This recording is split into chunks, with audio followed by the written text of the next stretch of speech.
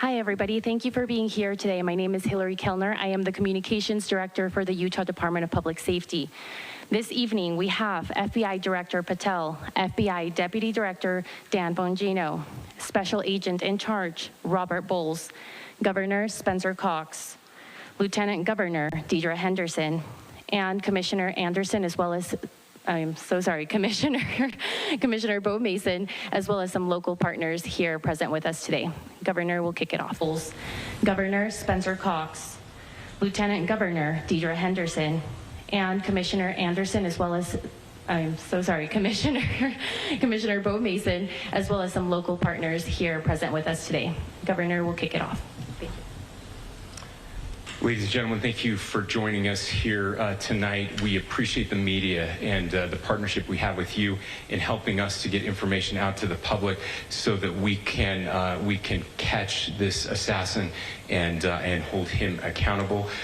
We are going to share a portion of a video and that we have of the suspect, as well as some new stills. Those have already been released, but we want to make sure that they get as much attention as possible so that we can get help from the public in tracking down this evil human being.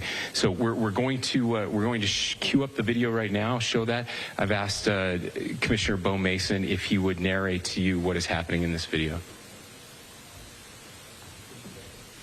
Thank you, Governor. Bo Mason, Commissioner for the Utah Department of Public Safety. If you look up to the top left, you'll see the building where the shooter was proned out in the top left corner. We'll go ahead and play that video, and I'll narrate as we walk through that. So here you see the suspect ran behind that upper building. He's going to come out on the right, moves to this far right corner. As he does, he's going to climb off the edge and then drop down to the ground. As he did that, he left some palm impressions. There's some smudges, some places we're looking to collect DNA. There's a shoe imprint where we believe the suspect is clearly identified as wearing Converse tennis shoes. Again, we'll replay that again so you can get another view of that. It's important to note his black T-shirt, his black pants, and there appears to be some white on the soles of those Converse tennis shoes. Those are all identifiable items that we're looking for. In the stills that are going to follow this, you're going to see a very distinctive T-shirt with an American flag and appears to have an eagle on it. There's also a baseball cap with a triangle on it and a pair of sunglasses. All distinctive, all things that we would ask the public to look for and try to identify if they know someone who has those items, who has been seen wearing those items. We're looking for all that information. Here you see the suspect after dropping off the building. He moved around across this grassy area, around the parking lot. We're going to pan to the right.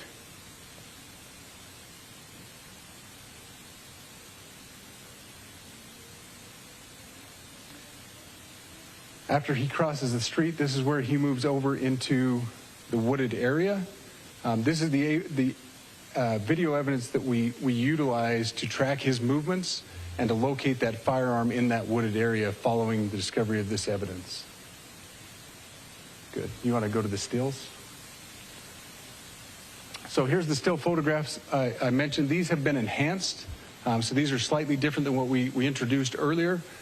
Please pay close attention to the T-shirt. Like I said, very distinctive with that American flag and that eagle. The hat with the triangle and the sunglasses. If you'll go to the next picture, please. The backpack as well.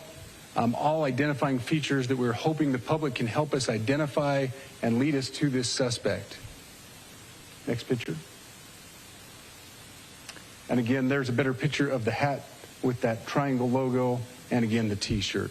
Blue jeans, and you get a good look at those Converse tennis shoes as well. We have pushed these out. We'll continue to push these out, and we just ask for the public's cooperation through the public. The tips that have been coming in are what are giving us our next leads and enabling us to continue to further this investigation.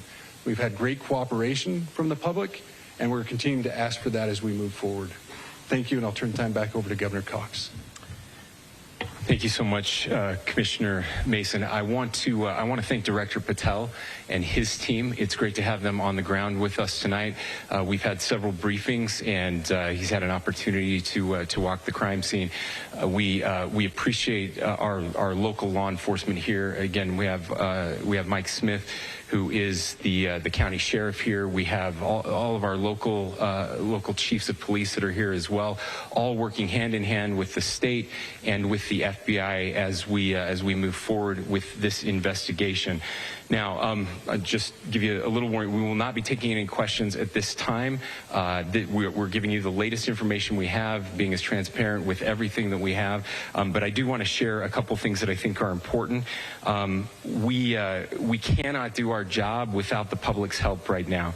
The public has answered our call for action. So far, we've received more than 7,000 leads and tips. I would just note that the FBI hasn't received this many digital media tips from the public since the Boston Marathon bombing. This case also highlights the dedication of our law enforcement community. We have 20 federal, state, and local law enforcement partners that are working shoulder to shoulder to find the person who committed this horrific crime. With their support, we've completed nearly 200 interviews.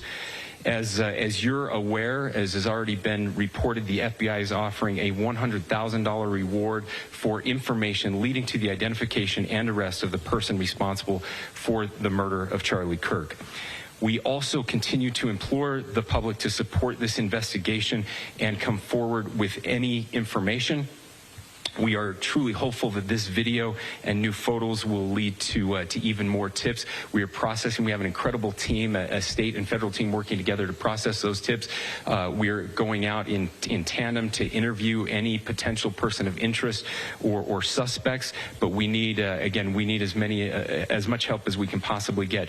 Any videos or photos that you might have, the public, should be submitted to our digital media tip line, which is www.fbi.gov/Utah Valley shooting, all lowercase. Again, that is fbi.gov/Utah Valley shooting, all lowercase. You can also provide general tips about the shooting by calling 1-800-CALL-FBI. That's 1-800-CALL-FBI, or at tips.fbi.gov. This is, I would just say, this is not just a local matter here in Utah. We have people all over the country that are helping to bring this perpetrator to justice for Charlie Kirk and his family. I will just add as well that, as was mentioned, there is a lot of forensic evidence that is being processed right now at both the state lab and the and federal labs, federal lab on the East Coast. So we are working in tandem together. I would also just add a word of note for those people who are spending so much time on social media. I think Charlie said it best, that when things get bad, we should put our phones down and spend a little time with our families. There is a tremendous amount of disinformation. We are tracking our team, the state team, and I'm sure the federal team as well. What we're seeing is our adversaries want violence. China, we have bots from Russia, China, all over the world that are trying to instill disinformation and encourage violence. I would encourage you to ignore those, to turn off those streams, and to spend a little more time with our families. We desperately need some healing. We'll have more to say about that in the days and weeks to come. More than anything, we are going to catch this person. Last thing I will just say is we've been working with our attorneys, getting everything that we need, affidavits ready, so that we can pursue the death penalty in this case, and that will happen here in the state of Utah.